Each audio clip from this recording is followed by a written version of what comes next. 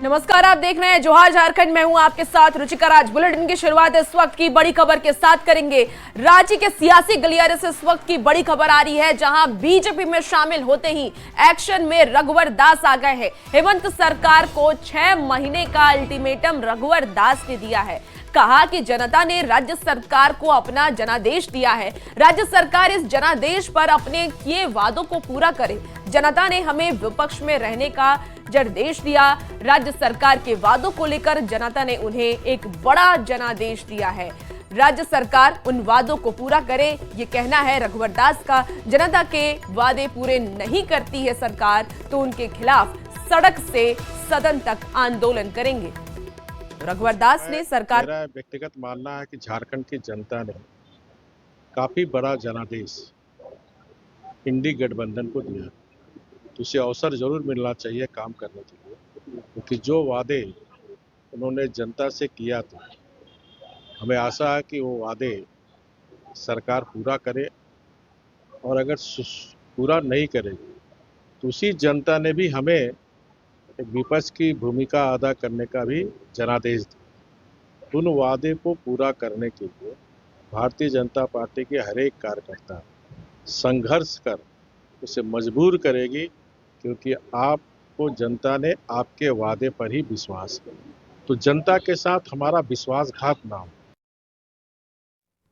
और इसी बीच बड़ी खबर आ रही है, जहां रघुवर दास के बयान पर जेएमएम का पलटवार हुआ है। शिक्षा मंत्री रामदास सोरेन ने हमला बोला। कहा राज्यपाल के बाद तो राष्ट्रपति का पद होता है, लेकिन रघुवर दास को मामूली सा नेता बना दिया गया।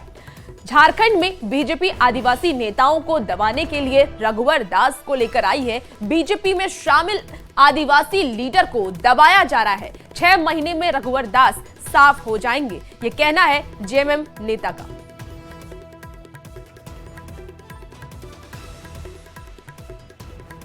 लीडर है कि राज्य का लीडर और मामूली सदस्य है।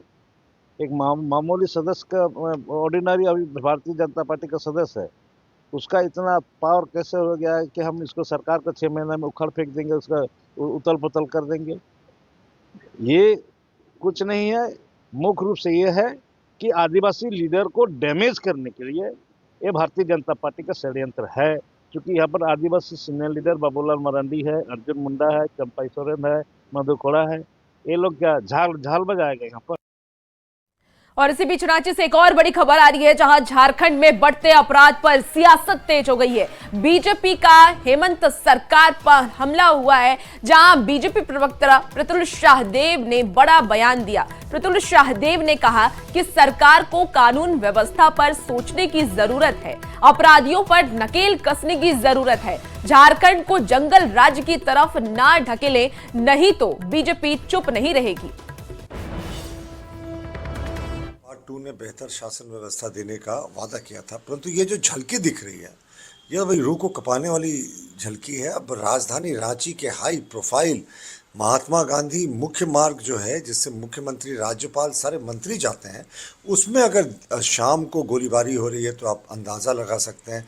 धनबाद में इसी तरीके से 2 गुटों में कोयले के वर्चस्व को लेकर बमबारी, हत्या तक हो रही है। अफसरों के जो डीएसपी थे उनका सर फोड़ दिया जा रहा है। तो हम किस ओर जा रहे हैं? दूसरी ओर जो छोटे छोटे नक्सली गिरोह हैं या जो लुटेरे गिरोह हैं, वो आम व्यवसायियों से लेवी मांग रहे हैं। हत्याएं हो रही है लेवी नहीं देने पे, और पुलिस को जितना काम करना चाहिए था वो कर नहीं पा रही। मुख्यमंत्री जी चूंकि पहले 2 महीने में हैं शासनकाल के, तो इसलिए हम उनसे आग्रह करेंगे कि आपके पास समय है, लॉ एंड ऑर्डर को आप ठीक करें, और बहुत स्थिति खराब होगी तब हम सड़कों पर उतरेंगे। लेकिन पहला तो कॉल तो मुख्यमंत्री जी का है कि इसको ठीक करें, जंगल राज की ओर ना ढकेले, जैसा आपने पहले टेन्योर में किया था।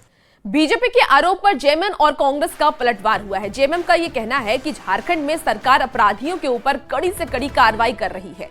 बीजेपी हमें ना बताएं कि किस तरीके से अपराधियों पर अंकुश लगाना है। छत्तीसगढ़ और बिहार की घटना को देखकर उन्हें समझना चाहिए कि जहां उनकी सरकार है वहां की कानून व्यवस्था क्या है। वहीं कानून व्यवस्था पर कांग्रेस ने यह कहा कि जहां आपराधिक वारदात में बढ़ोतरी हुई है तो सरकार तत्कालीन कार्रवाई भी कर रही है। लेकिन बीजेपी के कार्यकर्ताओं और नेताओं को भी समझने की जरूरत है कि वह आपराधिक घटना में संलिप्त ना हो।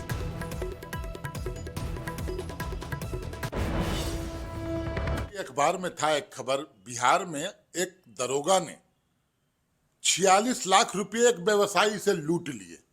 अब आप कल्पना कीजिए, जहां पुलिस लूटने लगे और वैसे दल के लोग, बिहार में तो शासन उन्हीं का है, वैसे दल के लोग यहां पर उंगली उठाते हैं। क्या कुछ हुआ छत्तीसगढ़ में, एक पत्रकार को मार के टंकी में डाल दिया। ये उनकी सरकार की कारस्तानी है।